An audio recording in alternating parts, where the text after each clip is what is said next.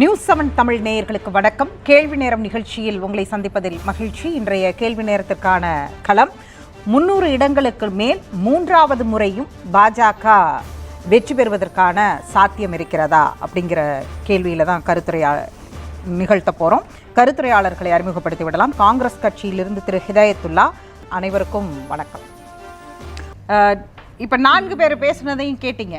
காங்கிரஸ் உடைய தேர்தல் வியூகத்தில் நீங்கள் எங்கேயாவது சொல்லியிருக்கீங்களா நாங்கள் 400 இடம் பெறுவோம் அப்படின்னு? எங்கேயுமே நீங்கள் சொல்லலையே. நாங்கள் சொல்கிறதுக்கு தேர்தல் கமிஷன் எங்கள்கிட்ட இல்லை. இவிஎம் ஆப்ரேட் பண்ணக்கூடிய பிஹெச்எல்லுடைய டைரக்டராக பிஜேபி காரங்க இருக்காங்க, நாங்கள் இல்லை. பிஜேபி காரங்க வந்து இன்னைக்கு பிஹெச்எல்லையும் எலக்ட்ரானிக் கார்பரேஷன் ஆஃப் லிமிடெட்லையும் அவங்க டைரக்டராக இருக்காங்க. அந்த இடத்துல நாங்கள் இல்லை. அதனால் நாங்கள் 400ன்னு சொல்ல முடியாது, 370 சொல்ல முடியாது, இன்றைக்கி 300ன்னு சொல்ல முடியாது. ஆனால் ஆர்எஸ்எஸ் ஆதரவு ஊடகம் இன்றைக்கி எடுத்திருக்கக்கூடிய சர்வே, 2 நாளைக்கு முன்னே வந்த சர்வே, நம்முடைய இது முக்கியமான தொலைக்காட்சியில் வந்திருக்கு. 214. ஆனால் 65 இடத்த உத்தரப்பிரதேசத்துக்கு கொடுக்குறாங்க, ராஜஸ்தானில் 16 இடம் கொடுக்குறாங்க, மத்திய பிரதேசத்தில் 24 கொடுக்குறாங்க, குஜராத்தில் 23 கொடுக்குறாங்க, சத்தீஸ்கரில் 6 கொடுக்குறாங்க, பீகாரில் 9 கொடுக்குறாங்க. இப்படி எல்லா மாநிலங்கள்லேயும் அதிகமாக கொடுத்த பிறகும் கூட 214 இடங்கள் பிஜேபி வருது. இதுதான் உண்மையான நிலைமை. எங்கள் கதாநாயகன் வர்றதுக்கு முன்னே, எங்கள் படத்துடைய கதாநாயகன் வந்து 2 நாளைக்கு முன்னே தான் வந்திருக்கார். இந்த தேர்தல் நியாயப்பத்திரம், அதாவது நீதி பத்திரம் கூட கிடையாது, நியாயப்பத்திரம். நீதி கூட சில நேரங்களில் தடுமாறும், சட்டத்தின்படி தான் நீதி வரும். ஆனால் நியாயம் என்பது வேறு. இந்த நியாயப்பத்திரம்ங்கிற கதாநாயகனை இன்னைக்கு எங்களுடைய மாநில தலைவரும் வெளியிட்டார். இது வந்த பின்னால என்ன நடக்கும் அப்படிங்கிறது நம்ம பிரசாந்த் கிஷோர் சொன்னதுல ஒரு விஷயம் வந்து கலை யதார்த்தமும் கூட. பிரதமர் எத்தனை முறை தமிழ்நாட்டுக்கு வந்தார், காங்கிரஸுடைய தலைவர்கள் எத்தனை முறை தமிழ்நாட்டிற்கு வந்திருக்கிறார்கள் அப்படின்னு ஒரு கேள்வி அவர் முன்வைக்கிறார்கள். ஆமாம், கடந்த முறை டபுள் இன்ஜின் சர்க்கார் இருக்கிற இடத்துல அவங்களால மோசடி செய்ய முடிஞ்சுச்சு. இப்போ அது இல்லாமல் தமிழ்நாட்டிலையும் பண்ண முடியுமான்னு ஒரு முயற்சி பண்ணுறாங்க. அது நடக்காது. காரணம் என்னன்னு சொன்னால், அவர்கள் 10 விழுக்காடு 20 விழுக்காடு வேணால் ஏமாற்ற முடியும் ஒரு வாக்கு மிஷினில், அதிகமாக முடியாது. அதை தாண்டி இன்றைக்கி 25-30 விழுக்காடுக்கு மேலே. ஏன்னா ஏற்கனவே 55 விழுக்காட்டில் திராவிட முன்னேற்ற கழக காங்கிரஸ் கூட்டணி இங்கே ஜெயிச்சிருக்கு. இப்போ மக்கள் நீதி மையம் சுமார் 5, எல்லாம் சேர்த்து 60. பெண்களுக்கு இந்த திராவிட முன்னேற்ற கழக ஆட்சி கொடுத்த அந்த இதெல்லாம் பார்க்கும் பொழுது இன்னும் கூடும். 60லேருந்து இவங்க 30 வாங்கின ஓட்டு சதவீதம் அப்படியே இந்த தேர்தலுக்கு வந்து எந்த விதமான பின்னடைவும் இந்த கூட்டணிக்கு ஏற்படலை, எந்த விதமான எதிரான நிலையும் ஏற்படலை. சொன்னதை பெரும்பாலும் செஞ்சாங்க. பெண்கள்லேருந்து, இளைஞர்கள்லேருந்து, மாணவர்கள்லேருந்து, பெண் மாணவிகள்லேருந்து எல்லாருக்கும் செஞ்சுக்கிட்டு இருக்காங்க. இது ஒரு பக்கம் இருக்கட்டும். இந்த 60% நீங்கள் சொல்கிற மாதிரி ஒரு 5 குறையட்டும். அவங்க வாங்கின 30 2 பேரும் பிரிச்சுக்கிட்டாங்கன்னு வச்சுக்கோம். சரிசமமாக பிரிக்கிறாங்களா அல்லது 20-10ன்னு பிரிச்சுக்கிறாங்களா?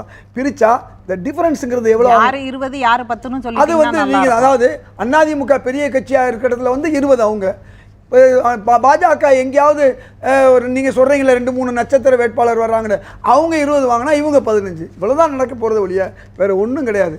தமிழ்நாடையும் மறந்துடுங்க, கேரளாவையும் மறந்துடுங்க, கர்நாடகாவிலையும் தெலுங்கானாலையும் கடந்த முறை வாங்கினதை விட குறைஞ்சி தான் வாங்குறாங்கிறதையும் போட்டிருக்காங்க.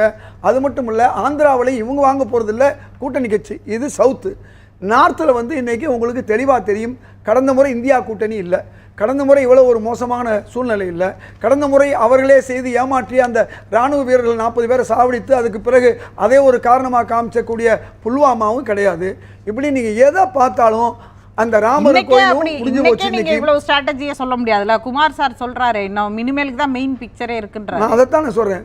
மெயின் பிக்சரா என்னங்கிறது மக்கள் தான் தீர்மானிக்க போகிறாங்க. அவரே சொன்ன மாதிரி வெயில் கூட இன்னும் என்ன ஆகும்னு சொன்னால், இந்த பிஜேபிக்கு எதிராக இன்றைக்கி கூட ஒரு அமைச்சர், மத்திய அமைச்சர் இன்றைக்கி பாஜக இருந்து விலகி காங்கிரஸுக்கு வர்றாரு, ரவீந்தர் சிங் சொல்லி.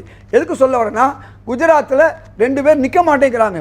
இன்றைக்கி ராஜபுத்து சமூகம் என்பது மிகப்பெரிய ஒரு வாக்கு வங்கி சமூகம், ஒட்டுமொத்தமாக எதிர்த்துக்கிட்டு இருக்கு. இங்கே குஜராத்தில் இந்த நிலைமை வந்திருக்கு. அது குஜராத்தில் மட்டுமல்ல, ராஜபுத்திரர்கள் எங்கெல்லாம் இருக்காங்களோ அங்கேயே அவங்களுக்கு பிரச்சனை. நாளுக்கு நாள் இவங்களுக்கு பிரச்சனை வந்திருக்கு. அப்போ நீங்கள் விவசாயிகள் போராட்டம் இன்றைக்கும் தொடர்ந்துக்கிட்டு இருக்கு. 10 பேரை படுகொலை செஞ்ச இதெல்லாம் நீங்கள் இந்த பட்டியல்கள் வைக்கிறத காங்கிரஸ் எந்த அளவிற்கு களத்தில் கொண்டு போய் சேர்த்ததுங்கிறது இப்படியே கேள்வியாக தானே நிற்கிது. ஒரு மௌனம் இருக்கு, இப்போ ஒரு பெரிய லாங் சைலன்ஸா இருக்கு. இல்லை, நாங்கள் இனிமே வரக்கூடிய நாளைக்கு வரக்கூடிய பலாக்காயை விட நாளைக்கு என்ன வரப்போகுது, கலாக்காய் வரதை விட இன்றைக்கி எங்கள் பலாக்காய் வந்துருச்சு.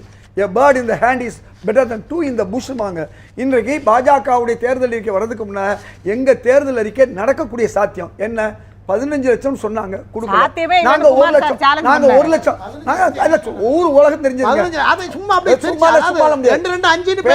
நாங்க 1 லட்சம் கொடுக்க போறோம், நிச்சயமா கொடுப்போம். கடந்த முறை 72 சொன்னோம், அப்ப 1 லட்சம். அது பரிமாற்றம்ன்றாங்க, அது வந்து கடனா கூட இருக்கலாம். கேளுங்க, மேலோட்டமா சொல்லிருக்காங்க பண பரிமாற்றம். அது ஒண்ணும் இல்ல. 16 லட்சம் கோடி தம்பி அபி சொன்ன மாதிரி கார்ப்பரேட்டுடைய வரியை மட்டும் பழைய மாதிரி கொண்டு வந்தா, கூடலாம் ஆக்க வேண்டியதில்லை, பழைய மாதிரி கொண்டு வந்தா அந்த 16 லட்சம் கோடியில இந்த 1 லட்சம் ரூபாய் கொடுக்கிறது ரொம்ப எளிது, சாதாரண விஷயம். அவங்க தான் செய்யாம விட்டா நீங்க நாங்க செய்யாம இல்ல, திரும்பி கேள்வி கேட்டுட்டே இருப்பீங்கல்ல. 70,000 கோடி விவசாயிகளுக்கு தள்ளுபடி பண்ணணும்னு நாங்க சொன்னோம், செஞ்சோமா இல்லையா? ரைட் டு எஜுகேஷன், பணக்காரர்கள் படிக்கக்கூடிய பள்ளிக்கூடங்கள்ல 25 விழுக்காடு ஏழைகளை படிக்க வச்சோமா இல்லையா? யோசிச்சு பாருங்க. அது மட்டுமல்ல, இன்னைக்கு பெங்களூர் கர்நாடகாலையும் தமிழ்நாட்டிலையும் பெண்களுக்கு பஸ் கொடுத்தோமா இல்லையா? அங்கே உரிமை தொகை கொடுக்குறோமா இல்லையா? செய்யறதெல்லாம் நாங்கள் செஞ்சுருக்கோம். ஆனால் எதையாவது செஞ்சாங்களா? ஜிஎஸ்டியில் 720 பொருள்கள், அதாவது அரிசி பருப்புலேருந்து சாதாரண உப்பு வரை அவங்க இப்போ இது போட்டிருக்காங்க, வழி போட்டிருக்காங்க. நாங்கள் என்ன சொல்கிறோம், அந்த அநியாய ஜிஎஸ்டி கிடையாது, நியாயமான ஒரு ஜிஎஸ்டி வரும்னு சொல்லியிருக்கோம். 2.1 பண மதிப்பு இழப்பு நடந்ததில் எவ்வளோ பாதிக்கப்பட்டாங்களோ அந்த விசாரணை, ரஃபேலுடைய விசாரணை, அக்னிபத் திட்டம் நாங்கள் வந்து கொண்டு வர மாட்டோம்னு சொல்லிட்டோம். இப்படி எல்லா தரப்புக்கும் நாங்கள் செஞ்சுருக்க மட்டும் இல்லை, தனியார் வேலை வாய்ப்பில் 50 விழுக்காடு கொடுக்கணும்னு கேட்டுக்கிட்டு இருக்கோம். பெண்களுக்கு 50 விழுக்காடு பணி கொடுக்கணுங்கிறோம். அங்கன்வாடியில் பெண்கள் தான் வேலை செய்கிறாங்க, அதை ரெட்டிப்பாக்க போகிறோம். அது மட்டும் இல்லாமல் 30 லட்சம் வேலையை இந்த அரசு தொடர்ந்து புறக்கணித்ததுனால அந்த 30 லட்சம் வேலையை நாங்கள் மீண்டும் கொடுக்கறதுனால வேலை பார்க்குற கம்யூனிட்டி மட்டும் இல்லை, வேலை பார்க்காதவர்களுக்கும் நமக்கு 30 லட்சம் வேலை வாய்ப்பு வருதுங்கிறாங்க. இப்படி பல்வேறு விஷயங்கள்ல இங்கே பாருங்க, ஒரு நீங்கள் சொல்கிறதுக்கு நான் சொல்லிடுறேன். இன்னைக்கு பெங்களூர் குண்டு வெடிப்புன்னு சொல்லி அதுக்கு காரணம் பிஜேபி காரணம் வந்துருச்சு.